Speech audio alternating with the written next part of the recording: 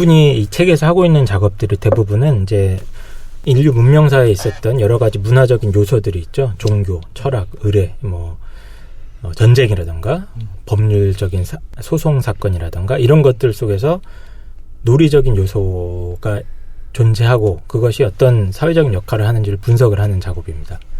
존나 지루합니다. 이 책을 왜 갖고 왔어? 힘들어. 야, 뽀대 나자, 뽀대. 뽀대 하나로. 진짜 그럼 인류 역사에 문명에 영향 끼친 모든 것들을 다 놀이 요소를 뽑아서 넣어버리면 그러니까 무조건 맞을 수밖에 없잖아요. 예를 들면 철학자들이 새로운 철학을 내는 것도 누가 시켜서 한 거 아니잖아요. 그래서 예를 들면은 이제 그 축제, 브라질의 카니발 축제 같은 건 생각을 해봅시다. 카니발. 거기 축제 참여한 사람들은 당연히 자발적으로 참여하는 사람들이고, 그렇죠. 그 축제가 시작되는 순간 일상은 확 정지하죠. 그렇죠. 물론 거기 축제 속에서 돈 벌고 있는 사람도 있겠지만 축제 자체의 목적은 사실 그건 아니잖아. 그렇지. 예. 목적은 아니죠. 목적이 뭐 일상적인 필요나 생물학적인 목적 이건 아니겠죠. 그리고 놀이를 위한 고유의 시공간이 생겨나면서 그 안에 또 나름대로 규칙이 있습니다. 축제를 할 때는. 네. 그리고 특히 브라질 카니발 축제 같은 경우에는 그 댄서 뭡니까 그 삼바? 그 삼바. 경연이 벌어지잖아요. 몰라. 그래서 굉장히 그 부족 지역 마을별로 유명한 삼바 댄스 클럽 같은 게 있는 것 같아요. 동아리라고 해야 될까요? 그 동아리들끼리 경쟁을 하는 거야. 아, 그래? 누가 더 화려하고 멋진 댄스나 무대 장식이나 이런 거를 가지고 공연을 잘 하느냐 이거 가지고 경연이 벌어져요. 오, 그렇구만. 예. 그래서 경쟁의 요소도 있고 그 어떤 댄스나 이런 것들이 그냥 야하게 보이려고 하는 게 아니라 풍요와 이런 것들을 기원하는 그런 의미들이 다 담겨 있는 거. 어떤 재현적인 요소도 다 있는 거죠. 예. 그래서 그런 지금 대표적으로 이제 축제를 하나 말씀드린 건데 인류 문화 속에 있는 이제 여러 가지 것들 중에서 이런 놀이적인 요소들이 있다는 걸 갖다가 이 사람이 계속 반복해서 얘기를 하고 있습니다. 무려 300페이지에 걸쳐서 얘기는 이겁니다. 결론은 이거예요. 그러니까 여러 가지 사례들을 계속해서 얘기하는 거예요. 엄청나게 많아요. 근데 그 모든 사례의 공통점은 어떤 사례가 됐든 거기 논리적인 요소가 있음을 밝혀냅니다. 그렇죠. 예. 그래서 이 사람의 핵심적인 주장은 이거예요. 그러니까 어떤 문화 속에 우리는 생각할 때 문화의 하위 개념 중에 놀이가 하나 있는 거 하찮은 걸로 이렇게 생각을 하잖아요. 예. 근데 이 사람 주장은 그게 아니라 문화 현상 자체가 그냥 놀이다. 문화는 아예 애초부터 그냥 놀이로 시작한 거다라고까지 아주 지금 독실이가 막 입맛을 다시고 있는데 물어뜯기 위해서 이 사람 주장은 그겁니다. 아니 물어뜯는 게 아니라 그렇게 얘기하면 뭐든지 다 가능한 것 같아. 그 호모 먹음 해갖고 나는 먹는 거가 인간의 본질이다 얘기할 수 있어요. 그러니까. 독서 활동도 마음의 양식이고 집단이 이렇게 토론하다 정책 결정하는 과정도 집단 지성의 양식이다. 이렇게 해버리면 그러니까 그런 식으로 이야기를 할 수 있잖아요. 주장할 수 있잖아요. 그게 그 반증 불가능성을 얘기하는 게 아닌가. 뭐든지 우리가 소련 발레에 해당하는 것들을 내려고 하면은 커봐라 이 안에 이런 요소 있지 않냐. 얘도 놀이다. 이것도 놀이다. 너도 놀이다. 이렇게 해버리면 무의식으로 다 설명할 수 있지. 인간 문화의 본질은 무의식에서 시작했다. 맞네. 놀이도 무의식적인 활동이거든 사실은. 물어뜯자. 이 호모 루덴스라는 책이 처음 나왔을 때도 같은 하고 있어 지금. 아니요. 이 같은 비판이 제기가 됐어요. 놀이의 개념을 이렇게 넓고 모호하게 잡아놓고 이걸 가지고 분석을 하려고 하면은 다 놀이가 되지라는 비판이 당연히 제기가 됐습니다. 그때 당시에도. 예. 그런데 이제 이 사람 주장을 일단 풀 세트로 한번 들어보는 것도 의미가 있을 것 같아요. 왜냐면 들어본 다음에 물어뜯는 거예요. 예. 야, 호모 먹음. 한다고 해서 우리가 인간을 바라보는 시각이 뭐 달라질 게 없잖아. 그런가? 아니, 먹는다는 게 뭐가 의미가 있을까요? 큰 세계가 되는 거죠. 뚱뚱한 사람들이 놀이에 주목을 하게 되면 우리가 좀 세상을 보다 보는 시각이나 이런 게 좀 달라질 구석들이 있는 것 같아서 저는 이제 소개를 하는 건데. 맞네. 예. 목적에 이끄는 독서네요. 예. 일단 한번 들어봅시다. 예. 놀이가 아닌데. 그래서 이제 이 놀이가 아까 말씀했듯이 고등한 형태의 놀이.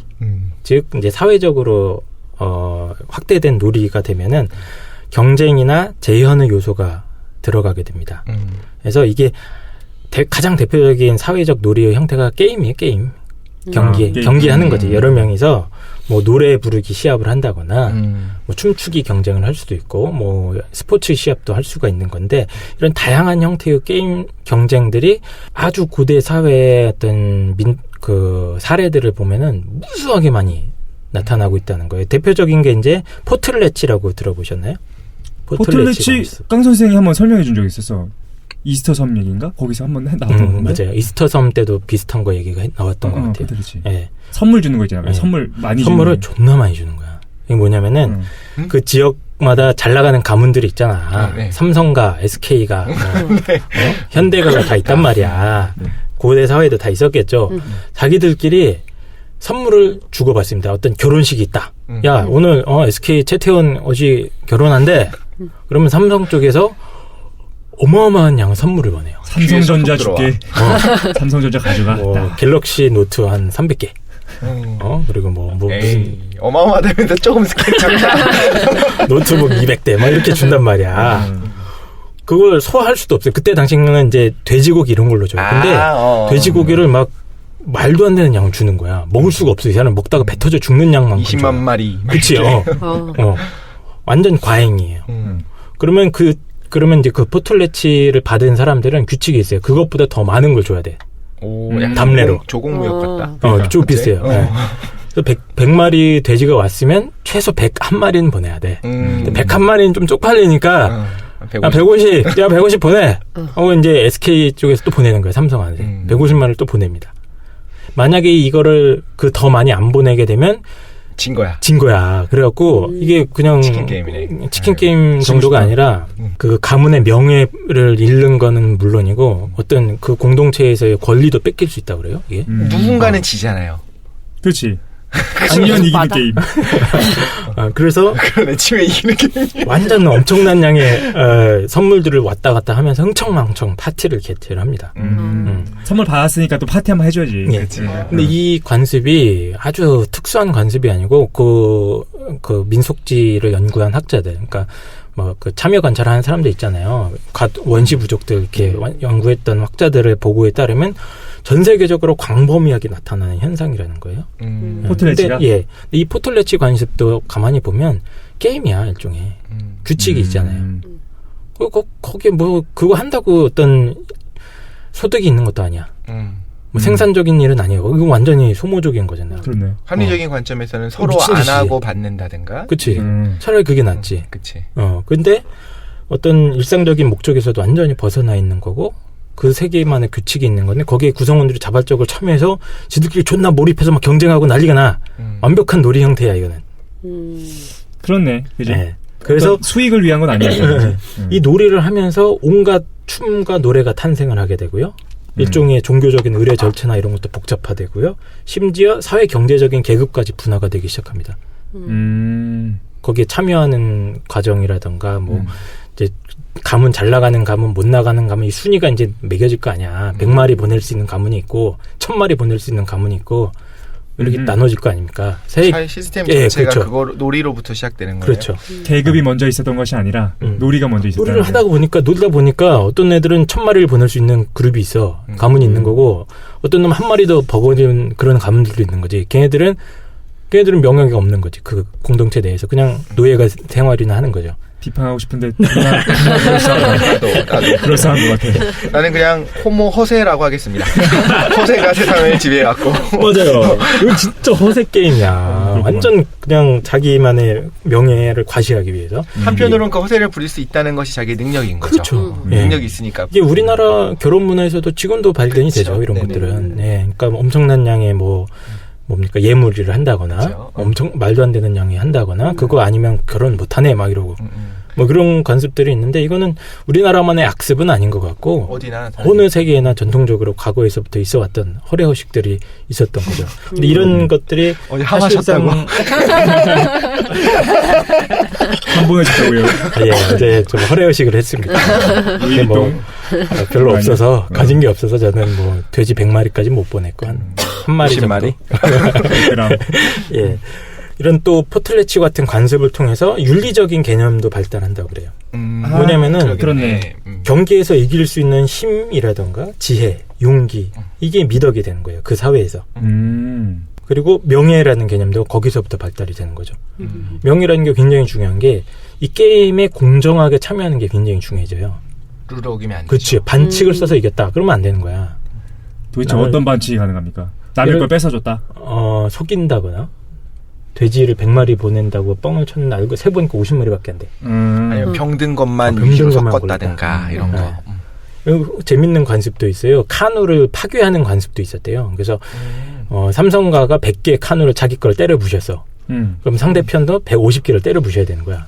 이런 이상한 관습도 있었다고 하는데 어쨌든 이런 놀이하는 과정 속에서 사회적인 미덕의 개념도 발달하고 명예라는 개념, 공정한 경쟁의 개념 이런 것들이 발달을 하게 됩니다. 즉 페어플레이가 굉장히 중요해져요. 그치. 페어플레이는 뭐냐면 상대방을 존중을 해주는 거야. 동등한 어떤 게임의 참여자로서 존중을 하고 반칙을 서로 하지 않는다. 제대로 한번 계급장 떼고 한번 해보자 이거죠. 예. 그런 어떤 사회적 명예의 개념도 발달을 하게 됩니다. 일단 첫 번째 사례로서 포틀레치가 일단은 그럴싸한 것 같아. 그죠? 예. 이 사람이 또 들고 있는 중요한 사례 중에 하나가 법률적인 소송이에요. 재밌는데 이것도 그것도 게임이라고들 하더라고요, 정말. 그러니까 재판 과정도 게임이고 맞아요. 파워 게임. 우리가 지금 흔히 생각하기에 법률적인 다툼이라는 건 어떤 사회적인 정의를 실현하는 과정인 거고 굉장히 엄숙하고 진지한 과정이잖아요. 그렇네. 네, 그렇게 평소에 생각을 해왔는데 고대 사회에 있었던 법률적 소송 다툼 사례들을 분석을 해보면 이게 무슨 놀이 같은 형태가 많아요. 예를 하나 들어드리면 에스키모 부족들의 사례예요. 이 사람들은 어떤 상대방에 내가 불만이 생겼어. 얘가 뭐 내 돈을 떼먹었어. 독실이가 5천만 원을 가져갔어. 그래서 돌려준다고 했는데 3년째 안 갚고 있어. 그럼 내가 화가 나죠. 호소할 데가 없으니까 어떻게 하냐면 랩 배틀을 제안합니다. 아 진짜로? 진짜 랩 배틀이. 뭐냐면은 좋다. 드럼 시합을 하는 거예요. 드럼 치는 시합이에요. 에스키모 어느 부족이 이게 사례인데 몇 월 며칠 날 거기 나와 하면은 온 동네 방네 사람들이 다 모이는 거야. 그 북이 두 개가 딱 있어요. 그거 한 명씩 돌아가면서 북을 치면서 랩을 하는 거야. 노래를 하는 거죠, 사실은. 근데 노래 가사에 자기가 이 사람한테 담고 있는 어떤 불만을 다 표현을 하는 겁니다. 너 몇 월 며칠 내가 너한테 5천만 원 돌려줬지? 그거 갖고 못 까먹었어. 어저께 너 BMW 타고 다니느라 너 맞아 죽을래? 막 이런 것부터 시작해서 여기에 막 상대방에 대한 비방과 흑색 선정과 막 이런 게 난무한다고 합니다. 아예 쌍욕도 한대요. 너네 엄마 내가 막 이런 엄마 욕도 하고 막 존경해. 우리 엄마 내가 존경한다. 이거 되게 좋은 방법인 것 같은데. 재밌잖아요. 이거 진짜 랩 배틀이야. 둘이 겉에서 랩 배틀 붙어가지고 이 시합의 승패는 누가 가리냐? 뭐 심판관이 있는 게 아니고 관객들이 가리는 거예요. 호응하는 정도로. 네, 그래서 얘가 뭐 랩 한마디 하면 관객들이 하고 네. 소리 지르러 지드래곤이 맨날 이겨. 그러네. 아니 그러면은 한편으로는 우리가 이거 좀 딴 질문이거든요. 우리가 자기가 가지고 있는 악력이라고 했잖아요. 근력을 가지고 이제 폭력을 행사하는 건 잘못이라고 얘기했잖아요. 그럼 만약에 이런 랩 배틀이 벌어지는 세상에 살고 있는데 사실 입이 되게 빨라. 굉장히 잘해. 입 빠른 친구 누구 있던데 이름이 뭐더라? 입 빠른 친구요? 입 빠르게 하는 그 래퍼 있잖아요. 뭐 그런 사람이 있어요. 그런 분이 있어 그 당시에. 스나이퍼?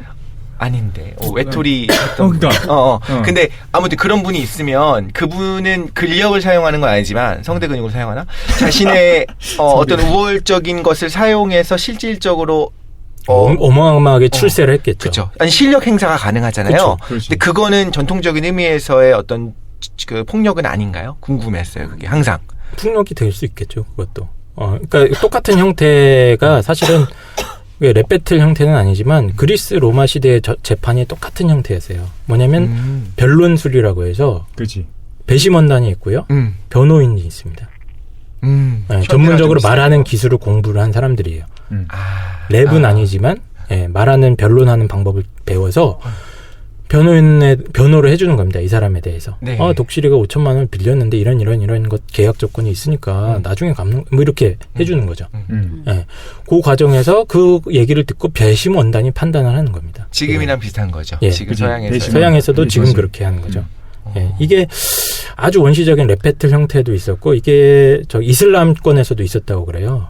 서로 욕하는 어떤 시합 같은 게 있었다고 그러고, 예. 그러니까 이것도 굉장히 광범위하게 관찰되는 현상인데 이런 법률적인 소송조차도 그 원천을 굳이 따지고 가보면 이런 어떤 과거의 어떤 논리적인 형태가 숨어 있다는 거죠. 그리고 전쟁도 마찬가지입니다. 전쟁도 우리끼리 쳐다보고 있어. 그래? 전쟁도. 네, 전쟁도 우리가 보기에는 이거 놀이다라고 하긴 좀 너무 잔인한 거잖아. 너무 무자비한 거고 사람 목숨 가지고 장난하냐 이렇게 비판할 수도 있을 텐데 전쟁도 아주 초기의 형태는 거의 시합의 형태예요. 운동 경기 형태였어요. 그래서 고대 사회의 전쟁이 중요한 룰이 하나 있습니다. 일단 전쟁하는 상대방을 동등한 나와 같은 권리를 가진 상대방으로 인정하느냐 안 하느냐에 따라서 완전히 다른 방식으로 해요. 만약에 상대방이 악마야, 이단이야, 완전히 그냥 야만인들이야. 그럼 무자비하게 죽이기도 해요. 학살을 하죠. 그렇죠? 근데 그게 아니라 얘는 나와 같은 동등한 권리를 가진 사람이야. 그렇다면 전쟁의 양상이 완전히 바뀝니다. 이거는. 거기서 제일 중요한 건 페어 플레이예요. 그치. 특히 고대 사회에서. 그래서 나름대로 전쟁의 규칙들이 있어요. 맞아. 네. 다 일치를 모여가지고 이제부터 시작한다 딱 얘기를 하고 하게 되잖아요. 그러니까 고대 전쟁사들. 네. 예, 예를 들어서 뭐 아테네랑 스파르타가 싸울 때랑 그 다음에 이제 그리스 문화권이랑 오리엔트 문화권이 싸울 때 다르겠다. 양상이 다르죠. 근데 고대 전쟁 자체가 실제로 그 말씀해주신 게 정말 설득력이 있는 게 사실 우리가 생각하는 전쟁이 좀 달랐거든요. 좀 럭비 경기 같은 수준? 맞아. 사상자도 별로 없었어요. 그러니까 미는 수준인 거야. 군대 둘이 충돌을 하게 되면 일선에 있는 사람들은 다 죽을 거라고 생각을 하는데 계속 서로 밀어대기만 하고 실질적으로 칼을 쓴다든가 사상자가 발생을 안 해요. 그러다가 언제 그게 발생하게 되냐면 그러니까 한쪽이 전열이 무너지면 도망가기 시작해요. 그럼 등이 보이잖아요. 그러면은 지금 깡 선생님이 말씀해 주신 이론에 의하면 이제 페어플레이가 깨진 거야. 걔는 그 경기 게임에서 도망간 비겁자가 된 거야. 그럼 그렇게 등을 보이게 되면 그때부터 칼을 등에다 꽂게 돼요. 그래서 사상자의 발생은 대부분 전열이 무너질 때 나타나게 되기 때문에 그렇죠. 이런 의미로 생각해 보면 논리가 맞는 것 같은데 이제 원거리 무기들이 발달하기 시작하면서 활 같은 거라든가 총 전략 전술이 발달을 하죠. 그렇죠. 그러면서 이제 지금은 전쟁이 좀 양상이 달라졌죠. 기원전 7세기에 그리스 도시 국가들의 싸움 사례들을 살펴보면 싸움 규칙을 적습니다. 합의문을 만들어요. 양쪽 대표가 나와서. 그래서 아르테미스 신전에 바칩니다. 야, 우리 이대로 싸우겠습니다. 합의서를 내출하는 거야. 이번에 죽방 날려도 우리는 서로 상호 고소하지 않겠습니다. 뭐 이런 거 합의각서를 쓰는 거야. 사시미는 쓰지 않겠습니다. 진짜야. 그래서 창, 화살, 투석기 같은 장거리 무기는 쓰지 않겠습니다. 그게 있는 거예요. 그리고 우리는 긴 칼과 짧은 칼만 쓰겠다. 딱 해가지고 몇 월 며칠 나와. 맞짱을 뜨는 겁니다. 아주 더 고대 사회의 전쟁은 1대1 형태로 많이 됐어요. 그러니까 대표 선수 한 명씩 나오는 거야. 삼국지. 그치, 진짜 삼국지 일기토야. 야, 위나라에 누구 나와라. 총나라에서 누가 나와서 한번 딱 붙어서 누가 딱 치면은 됐다. 이 성 니네가 가져가라. 뭐 이런 거지. 사기가 꺾이니까 그쪽 편이 끝난 거죠, 게임이. 근데 실제로 그랬어요? 그러니까 우리가 실제로 그랬어요. 삼국지 게임 같은 거 해보면 일기토 하니까 그게 아니라 실제로도 그랬던 거예요. 그러니까 아주 고대 사회. 삼국지 시대보다 더 옛날 전쟁 기록들을 보면 이제 호메로스가 쓴 그런 저기 뭡니까 일리아드 이런 것도 보면 일기토가 굉장히 중요해요. 뭐냐면 거기도 장면이 나오잖아요. 아킬레우스랑 헥토르가 맞짱 뜨잖아요. 마지막에 그걸로 전쟁 결판을 내는 거야 이제. 네. 그때 그걸 다 알았대요. 결국에 여기 있는 군인 집단들이 정말로 군인이 아니고 실제로는 생산력을 감당하는 농민이기도 하잖아요. 그때 뭐 그리스는 아니었을 수 있겠지만 그러니까 그걸 함부로 죽이는 거를 잉여가 많지 않았기 때문에 절약하기 위해서 영웅들이 싸우는 거지. 근데 실제로도 마찬가지인 게 삼국지 같은 데서 일기토로 해서 이제 지잖아요. 도망가기 시작하면 사륙을 한다고 하지만 실질적으로는 전멸시키는 경우는 거의 없어요. 도망가는 거야. 그리고 그걸 포 위에서 포로로 만들고 그 다음에 포로를 죽일 수는 있겠지. 근데 실제로 전쟁에서 전쟁 중에 이제 칼 맞아서 죽는 경우는 그렇게 비율이 높지 않다. 그렇죠. 네. 그래서 중세까지만 해도 전쟁 날짜, 장소를 사전에 편지로 교환합니다. 야, 어느 들판에서 한번 붙자. 그때까지 나와라. 그래갖고 재밌는 사례들이 그 날짜에 맞추려고 막 무리해서 가다가 막 전쟁에 패하고 이러기도 해요. 납부되고 죽고. 왜냐하면 페어플레이가 그만큼 더 중요한 거야. 자존심인 거죠. 자존심이야 진짜. 명예. 그래서 이 전쟁에 드러나는 어떤 이런 놀이 요소들, 어떤 규칙을 준수하고 페어플레이를 지키고 거기에 이제 뭡니까 전쟁판도 하나의 장기판 같은 거죠. 그쵸. 체스판 같은 게 열리는 그렇죠. 거죠. 완전히. 예. 거기에 참여하는 군인과 민간인은 완전히 구분됐어요. 옛날에는. 그렇죠. 지금은 좀 달라졌지만, 예. 그러니까 참여자들도 독특한 성격을 띠게 되고 이런 논리적인 요소들이 있는데 이 사람 분석에 따르면 이런 전쟁의 어떤 논리적인 요소들이 어떤 기사도 정신이라든가 중세 시대에 나타나는 뭐 나중에 나타난 어떤 국제법 정신, 포로 교환 협정 이런 것들까지 다 연결이 되는 아주 중요한 요소였다라고 분석을 하고 있습니다. 일단 그러면 호모 루덴스 이 책에서 사례가 많이 나오는데 예. 그 중에서 3가지 정도 말씀해 주신 예. 거죠. 또 축제, 그다음에 법, 예. 전쟁, 3가지 예. 말씀해 주신 거죠. 또 많은데 이거 다 얘기하면 한도 끝도 없고 뭐 심지어 이 사람은 어떤 철학적 탐구 전통도 놀이하는 관습이랑 연결이 된다고 그래요. 그 안에 아까 그랬잖아. 나올 거라고. 근데 이거는 진짜 고대 문헌들을 보면은 문답식으로 문헌들이 쓰여져 있잖아요. 그렇지. 맞아요. 대화책. 모든 문헌들이 고대한 문헌들이 다 그래요. 인도 쪽도 그렇고 그리스도 마찬가지고 대화체예요. 불경도 마찬가지잖아요. 근데 그런 전통 자체가 어디서 나왔냐면 어떤 과거에 아주 오랜 과거의 종교 전통들 텍스트 문헌들을 보면은 수수께끼처럼 문답하는 전통이 있었답니다. 그러니까 아주 신에 대한 신비스러운 지식을 그냥 주면 좀 쪽팔리잖아. 그러니까 이거를 수수께끼 문답 형태로 만들어서 이렇게 전승을 해왔다는 거예요. 약간 동양에서 느낌이랑 비슷한 것 같아요. 그래서 또 그러니까 그 수수께끼 놀이하는 형식의 그 전통이 발전이 되면서 연결이 된다는 거지. 이 사람의 주장이에요. 이거 약간 저도 봤을 때는 어폐가 있는데. 그러면 대화도 놀이다라는 거예요. 그렇죠. 시, 음악 다 마찬가지입니다. 원래 그 초창기 시작 단계에서는 반드시 어떤 경기 시합적인 요소가 있어요. 게임적인 요소가 있습니다. 규칙도 있고. 네, 규칙이 있고 거기에 흥분해서 참여자들이 막 몰입해서 참여를 해서 승패를 가르고 경쟁도 있고. 네, 경쟁도 생기고 예, 그런 논리적인 역할들이 이런 이제 신화라던가 음악, 뭐 조각, 뭐 시 다 한 챕터씩 다루거든요. 이건 다 읽으면 굉장히 힘드실 거예요. 그래서 근데 결론은 뭐냐? 문화라는 것 자체가 하나의 근본적으로는 어떤 놀이의 형태를 포함하고 있는 거 아니냐라는 게 이 사람의 주장인 것 같아요. 뭐 지금 현대의 학술 컨퍼런스도 말하자면 그런 거죠. 그렇죠. 누가 시켜서 하는 게 아니라 명예를 그러네. 위해서 하는 거고 내가 빠르게 성과를 내가 그걸 발표하고 사람들에게 박수 받고 훌륭한 과학자로 뭐 추대되고 이런 것들도 어떻게 보면 하나의 놀이 그렇죠. 같이 놀이 요소죠. 그게 있다고 사실은. 하면서 동화되고 있어. 일단 궁극적인 예. 그 결론은 그거다. 예. 어떤 인간의 문화라는 것이 놀이에서부터 기원됐다. 놀이가 더 근본적인 거 아니냐. 그런데 이제 여기서 한 발짝 더 나아가서 종교 의례라든가 예술, 철학 이런 다양한 문화 요소들이 근본은 놀이에서부터 처음에는 시작이 됐고 놀이 요소 자체를 포함하고 있지만 시간이 흐르면서 조금 이제 변질이 됩니다. 졸라 뭐냐면 진지해졌다. 진지함의 영역으로 올라가게 됩니다. 예를 들어서 종교가 처음에는 그냥 이렇게 놀이처럼 하는 건데 요즘은 야 종교 보고 놀이라고 하면 벌써 독실이가 기분 나빠하잖아. 왜냐면 기원이 저는 다르다고 생각해요. 그렇지. 왜냐면 자기들은 진짜 진지하게 하는 건데. 교수님 보고 컨퍼런스 놀이 아니냐 그러면. 그럼 장 화내겠죠. 교수님 연구하시는 건 결국엔 놀이잖아요. 상대성 이론이라는 놀이. 시도 마찬가지죠. 시나 예술 하는 사람들 야 그만 놀아 그러면 짜증내겠지. 야 이거 얼마나 고상한 일인데 나는 뭘 탐구하는 거야 예술을 통해서 뭐 이런 사람들도 있잖아요. 그러니까 그 이런 문화들이 놀이에서 시작되고 놀이적인 특징들을 보이고 있지만 시간이 흐르면서 자꾸 진지하다고 자기들은 주장을 하려고 한다는 거죠. 네. 하지만 그거를 가만히 관찰해 보면 결국에는 하나의 어떤 고상한 놀이의 양식이긴 하다는 얘기를 하고 있는데, 자, 이게 이제 현대사회로까지도 가면은 이제 더 재밌는 얘기들이 좀 나옵니다. 현대사회로 오면 올수록 다양한 이제 문화적인 요소들이 제도화되고 산업화되면서 놀이적인 순수한 어떤 요소들이 이제 사라지기 시작해요. 대표적인 게 아까 말씀드렸던 스포츠입니다. 예, 스포츠는 뭐 프로와 아마추어 구분이 원래 없었는데, 이게 이제 거대한 산업화가 되기 시작하고 엄청난 돈벌이가 되기 시작하니까 그걸 전문적으로 일로 하는 사람들이 생기기 시작하고. 그렇죠. 예. 프로게이머도. 예, 프로게이머가 생기기 시작하는 거죠.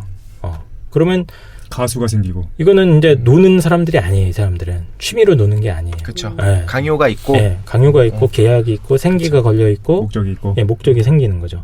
그러니까 고대 문화에서 어떤 운동 경기라는 건 그냥 다 같이 참여하는 그냥 축제예요. 예, 같이 노는 운동회 같은 거예요. 우리 어렸을 때 하는 운동회 같은 거였는데 이게 현대 사회로 바뀌어 오면서 그런 요소들이 다 사라지고 당시 이런 세속적인 것만 남았다. 당시 사람들이 이런 무지하게 싫어했을 말일 수도 있겠네요. 당시 당시는 싫어했을 거예요. 야, 너네 다 놀이잖아. 너네 다 아마추어잖아. 그러면은. 근데 맞는 말인 게 당시 프로들이 막 2000년 이전까지 대학 축제라는 건 진짜 놀이였잖아. 전체가 같이 노는 거였는데 2000년부터 뭐가 있냐면은 연예인들이 오기 시작한 거야. 그러면서 산업자본이 빠르게 장악했잖아요. 지금은 축제하면 연예인이 오는 거고. 네. 누가 오는지 관람하는 거 짜죠. 축제가 아니라 공연이 되고 네. 그 축제 참가자들은 다 박탈됐으니까. 그치. 그런데 그런 식으로 생각해 보면은 최초의 문화의 기원도 그랬을 것 같아요. 네, 좋은 사례네요, 이것도. 예. 그래서 이제 결론을 좀 내려보겠습니다. 그 호모 루덴스의 저자 하이징하가 정의하는 놀이라는 거는 한마디로 정의하면 이런 것 같아요. 그러니까 어떤 물질적이고 생물학적인 욕구나 필요와 상관없이 어떤 고상한 목표를 향해서 스스로 몰입하는 활동인 거예요. 이게 사회적으로 확대가 되면 이때 경쟁의 요소가 도입이 되는데 또 중요한 거는 공정한 경쟁이어야 돼요. 이거는 상대방을 존중할 줄 알아야 되고. 예. 그러니까 이게 이 사람이 정의하는 어떤 놀이의 큰 개념입니다. 이 사람이 이제 마지막 맺는 말 부분에서 하는 말이에요. 진정한 문명이라는 건 원래 순수한 놀이 요소들, 제가 아까 정리했던 것들, 어떤 고상한 목표를 세우고 거기에 향해서 몰입하고 어떤 공정한 경쟁, 명예를 지키고 이런 것들을 바탕으로 진정한 문명은 이루어졌는데 이게 이러한 놀이 요소들이 사회가 고도로 전문화되고 제도화되고 또 자본주의화되면서 파괴되고 있다라고 진단을 하고 있습니다. 그래서 많은 사람들이 놀이라는 걸 진지하지 못하다고 외면하고 좀 고상한 영역이랑 분리시켜서 막 이렇게 과찮은 걸로 평가하는 경향이 있는데 어떻게 보면 놀이야말로 가장 심오하게 인간이 할 수 있는 가장 심오하고 진지한 영역일 수 있다라는 게 이 사람의 결론이에요.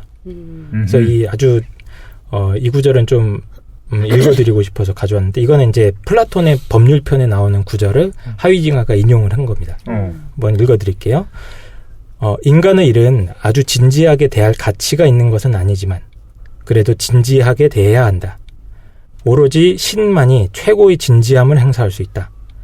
인간은 신의 놀이를 놀아주는 자이고 그것이 그의 가장 좋은 역할이다.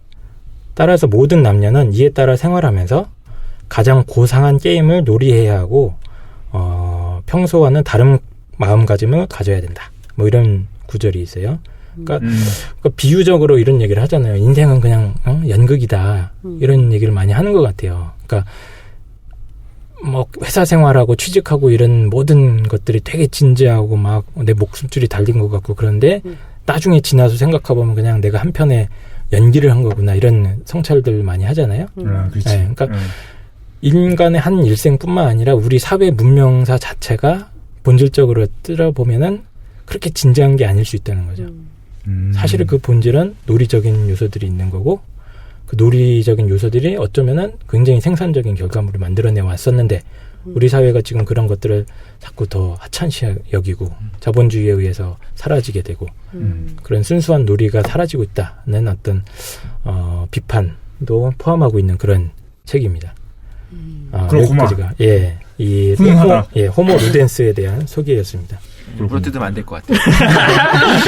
그 김도희님이 하셨었던 그 깨달음이랑 살짝 연결되는 것도 있는 거죠. 마지막에 가서는. 어떤 면에서요?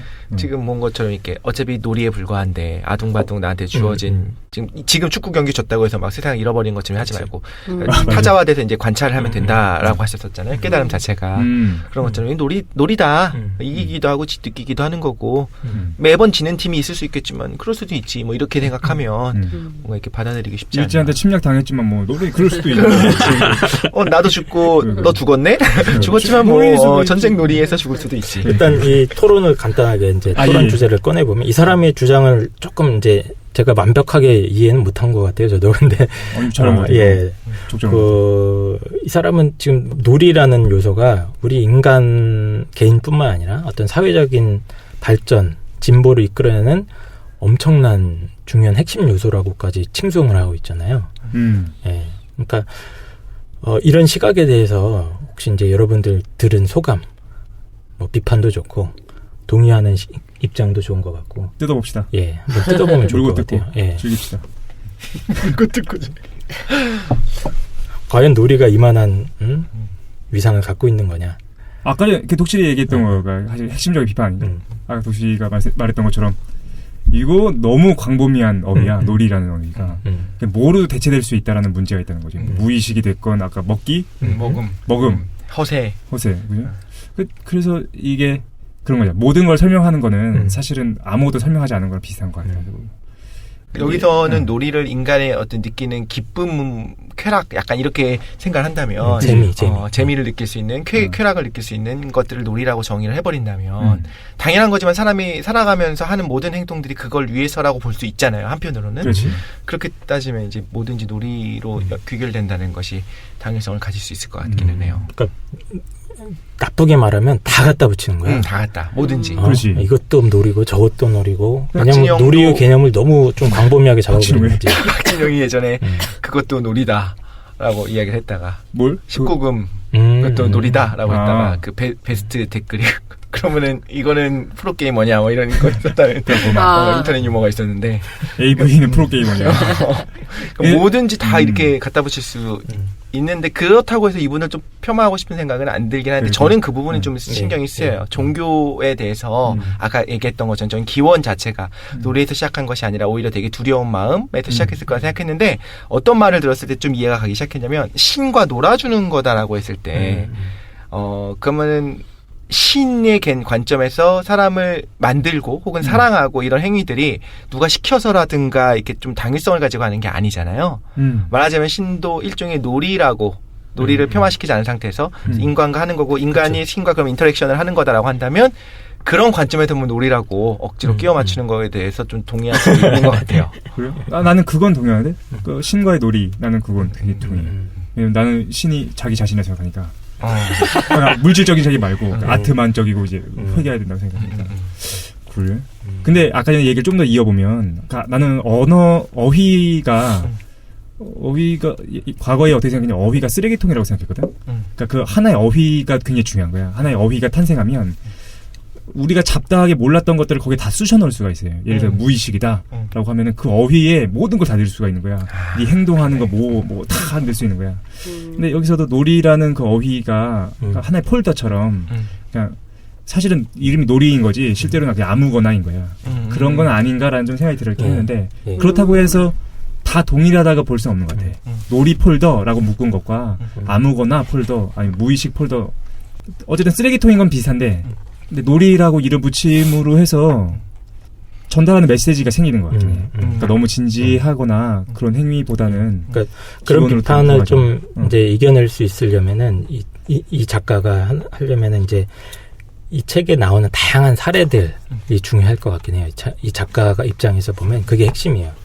자기 주장을 이제 성공적으로 디펜스 하려면은 이 책에 나오는 사례들을 읽고 독자들이 납득할 수 있어야 되는데 솔직히 말씀드리면 이제 저도 100% 납득하는 사례가 아닌 경우도 많아요. 그러니까 야, 이건 너무 좀 끼워 맞추기다. 예를 들면 이제 철학도 놀이에서 시작됐다고 하는데 뭐 그런 측면이 없지는 않으나 뭐 이제 좀 그런 좀 미심쩍고 좀 거시기한 부분이 있어요. 그래서 그리스에서 소피스트들이 부분들이 있어요. 서로 막 토론하는 건 일종의 놀이라고도 볼 수 있지 않나요? 그 대목도 정확하게 있어요. 제가 소개를 안 해드렸는데 그때는 사실 이익과 연결되어 있지 않아서 수사학이 발전하고 막 그럴 때는 실제로 그걸로 그러니까 소피스트는 과외 선생님 같은 사람들이고 근데 수익 이제 때문에 한 거지. 그 수익 때문에 한 것도 있지만 그때 당시 사회에서 더 중요하게 여겨졌던 건 명예라는 거죠. 아까 얘기했던 축제도 마찬가지였죠. 잉여를 서로 주고받으면서 하는 것도 수익 때문이라고도 할 수 있는 건데. 그래서 이 사람이 드는 근거의 어떤 합리성보다는 그냥 이 사람 얘기에 맞았으면 좋겠다라는 어떤 감정적인 게 더 앞서는 것 같아. 수많은 종교들이 있을 것이고 수많은 어떤 철학의 행위들이 있을 텐데 그 중에서 사실 이 주장에 맞는 것들만 사례로 쏙쏙 뽑았을 수도 있는 거잖아요. 그러니까 한편으로 그러니까 인류의 어떤 문명 발전에 놀이가 사실 중요한 역할을 했다라고 하면은 당연히 이제 고개를 끄덕일 수밖에 없는데 놀이가 사실은 제일 중요하다라고 이렇게 딱 얘기를 하기 시작하면 이런 생각이 들 수도 있는 호모 루덴스까지 나 얘기하기는 그러니까. 이제 너무 뻥치게 된 감이 있을 수 있을 것 같아요. 놀이도 굉장히 중요하다 이렇게 얘기해야 되지 않나? 모르겠네. 도인께서는 어떻게 생각하십니까? 저는 뭐랄까 이렇게 큰 맥락에서 생각하지 않고 이렇게 소개해 주시면서 듣는데 여러 가지 생각이 났어요. 그 기본적으로 약간 아련한 자꾸 감정이 많이 들었어요. 왜냐면은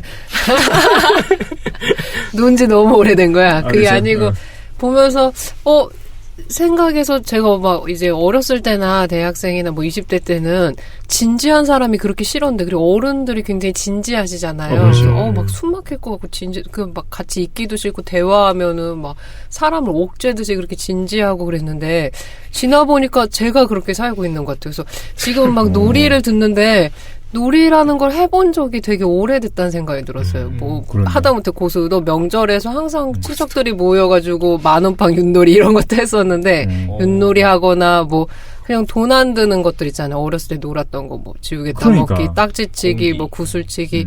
뭐 커서 했던 거는 하다못해 뭐 일하러 갈 때도 좋아하는 음악을 뭐 듣는다던가, 잠깐 뭐 좋아하는 책을 읽는다던가, 뭐 새벽에 일어나서 그냥 혼자 뭐 명상한다던가, 이렇게 삶의 논리적인 요소들이 많았는데 지금 생각하 하나도 없는 것 같아요. 본보연에 미쳐가지고. 네. 되게 각박해졌지. 네네. 네. 그러니까 우리 뭐 부모님 세대는 특히 이제 그런 걸 강조했죠. 쓸데없는, 좀 쓸데없는 것 좀 하지 마라. 뭐 저 철학할게요. 그러면 당연히 싫어하지. 근데 잘 생각해 보면 레오나르도 다빈치 같은 사람을 생각해 보세요. 아니면 스티브 잡스, 그 덕후들, 인류 역사를 움직여왔던 덕후들을 생각해 보면 그 사람들은 그냥 노는 사람들이야.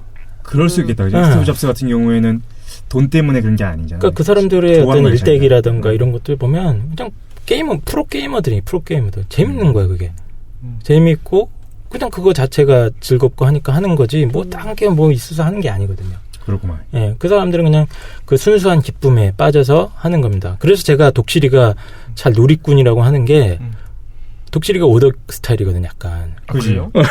모든 걸 오덕. 뭔가 자기가 관심 있고 이런 거에 가면 하고. 막 파고들어서 그거 자체가 즐겁잖아요. 그렇죠. 맞아요. 예, 그거 사실 노는 거지.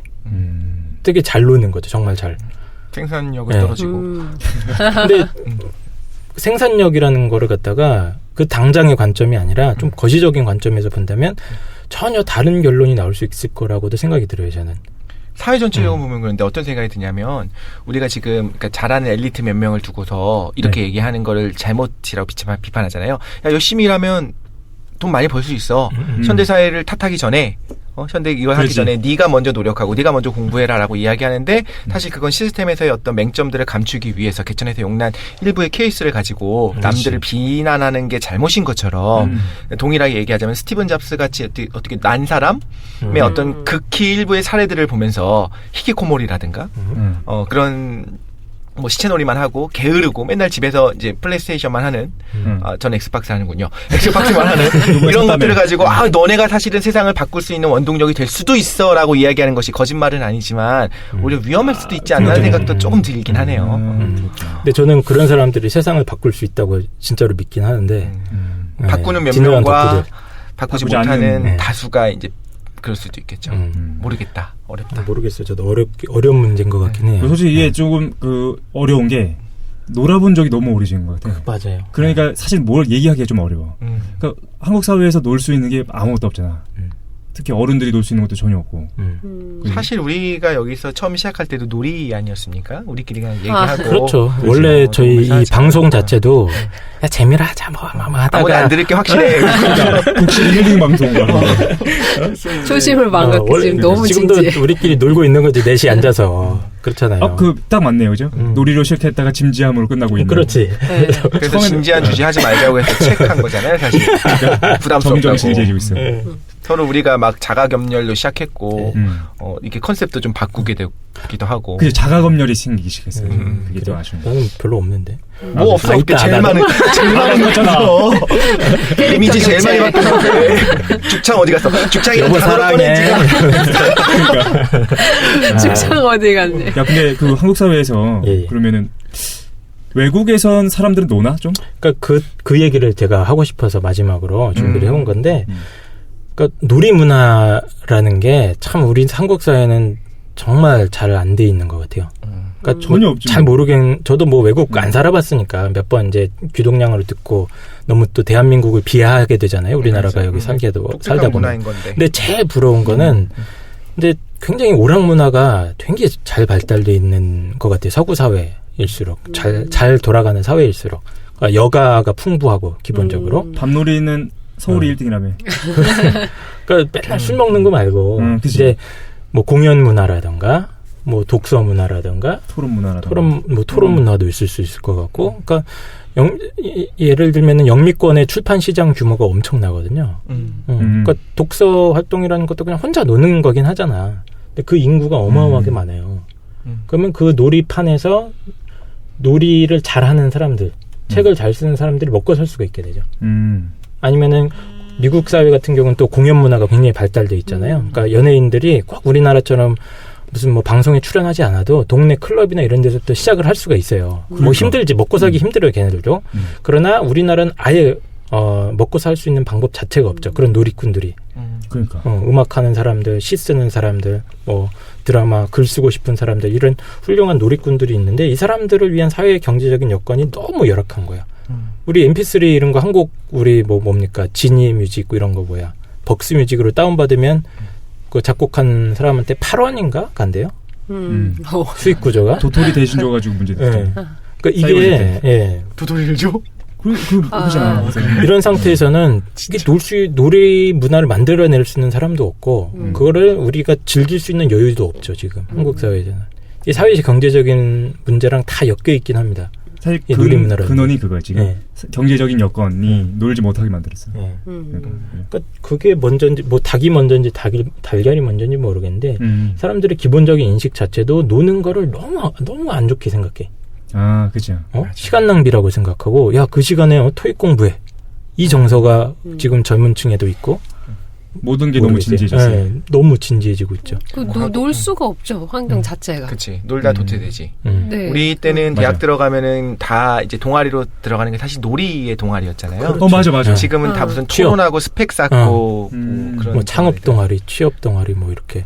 모르겠어. 그들 나름의, 그러니까 우리 때는 뛰어노는 것이 놀이였는데 요즘 애들은 다 뛰어놀지 못하고 학원밖에 못 다녀서 불쌍하다고 하는데 그 안에 들어가 보면 걔네들이 실제로 너무 비참한 것이 아니라 그 안에서 노는 문화가 생겨나는 것처럼. 존나 비참해. 그러니까 어쩌면 들어가자마자 옛날에 뭐 밴드 활동하고 이런 거 하면서 되게 기쁨을 느꼈는데 요즘은 무슨 너 들어가서 토론 동아리를 하고 광고 동아리를 뭐 주식 투자 동아리를 하냐 하는데 그 안에서 또 나름의 놀이를 느낄 수도 있지 않을까 싶은 생각도 들기도 하네요. 그럴 수는 있겠죠. 네, 근데 좀 빡빡하죠. 전체적으로. 네, 그러니까 아까 최 사장도 말을 했는데 우리가 다 내 사람들 제대로 놀아본 경험이 저도 최근에 진짜 없는 것 같아요. 요즘 맨날 놀아. 내가 말했잖아. 놀이꾼이라니까. 나도 한 5, 6년 한 번도 안 놀아가지고 요즘에 시간이 좀 생기면은 불안해. 딴 걸 하려고 그러고. 뭔가 내가 뭘 해야 되지 않겠나. 통장적인 거 막 하려고. 통장 잔고를 채워야 될 것 같은 생각이 들고 저도 자꾸 요즘 계속 그러거든요. 또 결혼을 하시니까 맞아요. 아니 저 행복해요. 행복하다고 써있어요.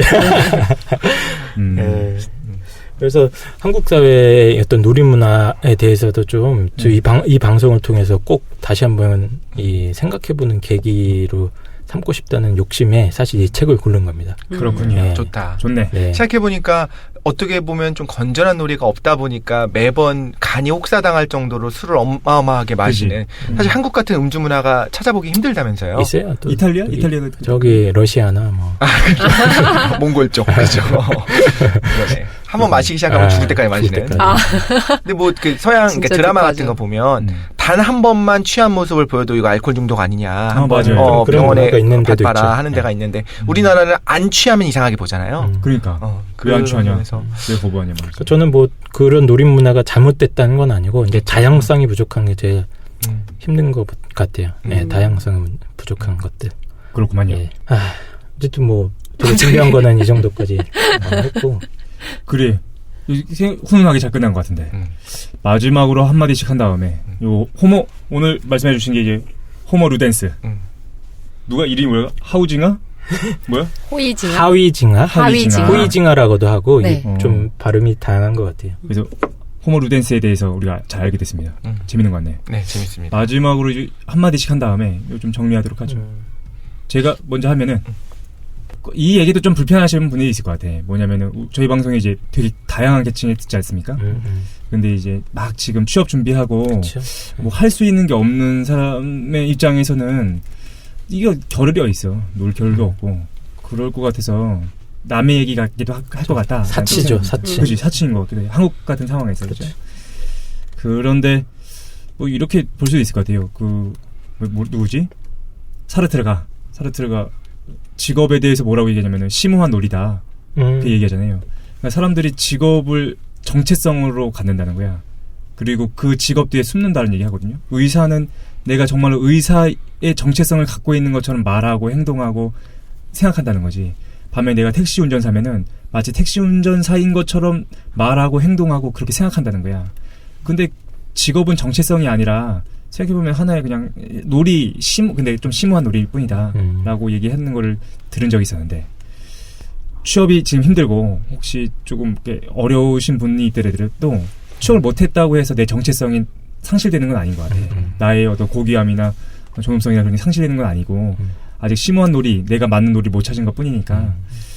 되게 우리 자전적인 얘기하는 거야? 평생 프리랜서로 살았어요. 그렇습니다. 그래서 많은 걸 생각하게 된 재밌었다 라는 생각이 듭니다. 다른 분들은 어떠신가요?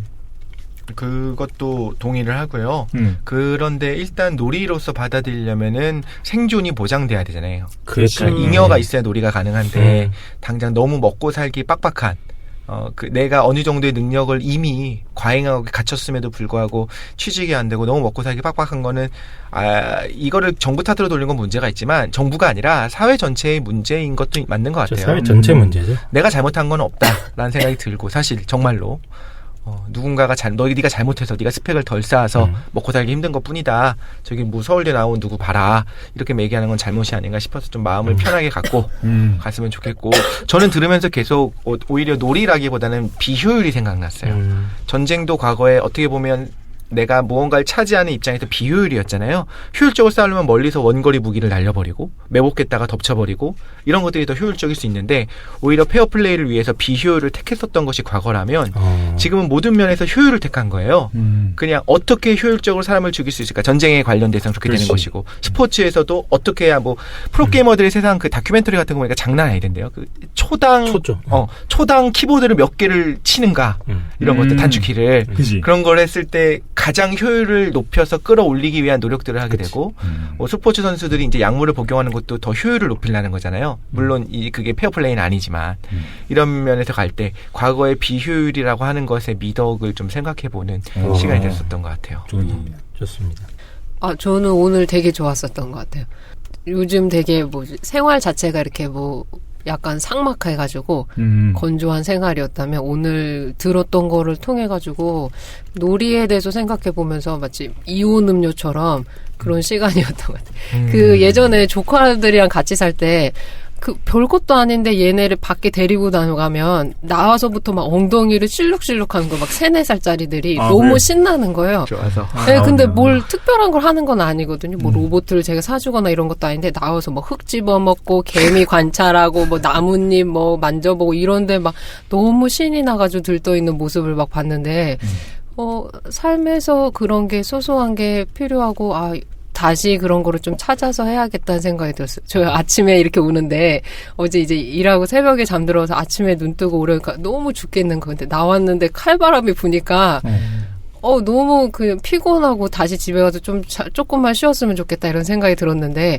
예전에는 이 찬바람 맞는 거를 좋아해서 겨울에 항상 새벽에 시간을 내서 나가 있었던 것 같아요. 그래서 동네 벤치 같은 데 이렇게 앉아가지고 숨을 이렇게 들이쉬면 공기가 너무 차니까 숨을 쉬면은 뭐라고 할까, 가슴에 물파스 바른 것처럼 화하잖아요. 그 느낌을 너무 좋아해가지고 혼자 놀이인 것처럼 막 겨울에 하고 이랬었는데, 지금은 찬바람이 불면 짜증이 나는 거예요. 그건 나이 때문에. 어쩔 수 없어요. 그래서 오늘 내가 소소하게 좋아했던 것들을 다시 좀 해보고 이렇게 생활을 꾸리는 게 좋겠다라는 생각이 들어서 되게 좋았어요, 저는 오늘. 다시 하지 마세요. 죽습니다.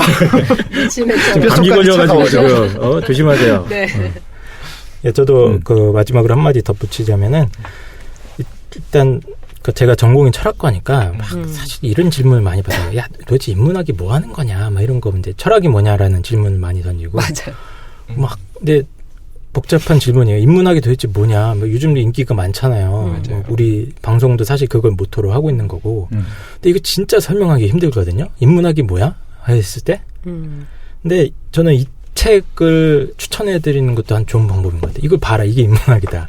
즉, 그러니까 정말 다양한 이 책의 저자가 보면 정말 다양한 텍스트들 다 해박한 사람이 다 통달한 사람이 사실은 한 중세까지의 문헌은 거의 다 읽었을 거예요. 이 사람은. 원어로 라틴어 이런 걸로 다 알고 있고 그런 고전 문헌들을 연구하는 학자들이에요. 그 사람들이 그런 고전 문헌들을 연구하면서 이끌어내는 어떤 학문적 성과는 뭐냐면 결국에는 우리 지금 인간이 살고 있는 현재의 모습 혹은 어떤 미래의 가능성을 조망을 해보는 거죠. 새로운 관점에서 또 성찰을 해보고 이런 작업이 저는 인문학적인 작업의 핵심이라고 저는 생각을 하고 그 마지막으로 이제 이 책과 관련돼서 연결을 해보면은 우리가 이제 정말 쓸모없다고 생각하는 것들이 있어요. 인생 살면서. 예. 근데 이제 그런 고정관념들, 내가 기존에는 하찮게 생각했던 것들. 여기서 이제 놀이가 되는 거고. 어떤 사람들은 이제 컴퓨터 게임을 하찮게 생각할 수 있는 거고. 부모님. 그러나 이런 것들의 가치에 대해서 우리가 한번 좀 진지하게 생각을 해보는 것이 내 삶에 되게 건강하게 해주는 그런 또 사회를 건강하게도 해주고 그런 것이 될 수 있지 않을까 싶고 한국 사회의 어떤 놀이 문화가 참 다양하게 번성했으면 좋겠습니다만 좀 먼 미래의 일 같습니다. 우리는 그냥 컴퓨터 게임이나 하면서 소소하게 놀아야지. 인문학이 뭔지 알려달라고 하는데 저 책을 추천하시죠. 손님 다 떨어지겠다. 안 되겠다. 네, 좀 어려워요. 너는 조심하세요. 모르는 거야. 너는 못하는 거야. 이런 얘기 같아. 대충 읽으세요 그냥. 네. 알겠습니다. 오늘 첫 번째 이제 지대부 오랜만에 했는데 좋았어요. 좋았습니다. 호모로 댄스. 우리 요즘 매번 되게 훈훈하게 끝나는 것 같아요. 그러니까 원래 막 물어뜯고 막 나가서 싸우고 그랬는데 다음 시간에 물어뜯게 될 거예요. 그래서 다음 시간에는 영혼들의 여행 빵 터트리려고 그래서 준비하고 있으니까 너무 무리하지 마. 사후세계 같은 건가요, 그것도? 그렇죠. 사후세계의 모습에 대해서 정확하게 기술하고 있는. 우리 사후세계 AS 특집을 한번 해봐. 오케이. 그거 준비해서 잘 정리해드리도록 하겠습니다. 일단 오늘 고생 많이 했고. 최사장 책 사주시는 분들이 저 모습을 알아야 되는데. 사실 진정한 관심은 외계인과 사후세계라는. 그러니까 오늘 여기까지 하는 걸로 하죠. 고생하셨습니다. 수고하셨습니다.